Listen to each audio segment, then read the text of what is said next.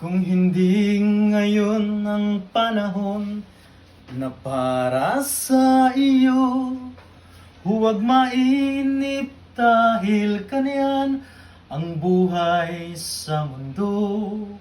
Huwag mawawalan ng pag-asa, darating din ang ligaya. Ang isipin mo may bukas pa at mayroong saya. Kabigo ay hindi hadlang upang tumakas ka.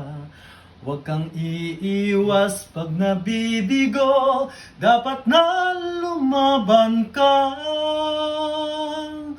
Ang kailangan mo'y tibay ng loob kung mayroong pagsubok man. Ang liwanag ay di magtatagal at muling mamamasdan. Ikot ng mundo ay hindi laging bigatid kasawian. Ang pangarap mo ay makakamtan,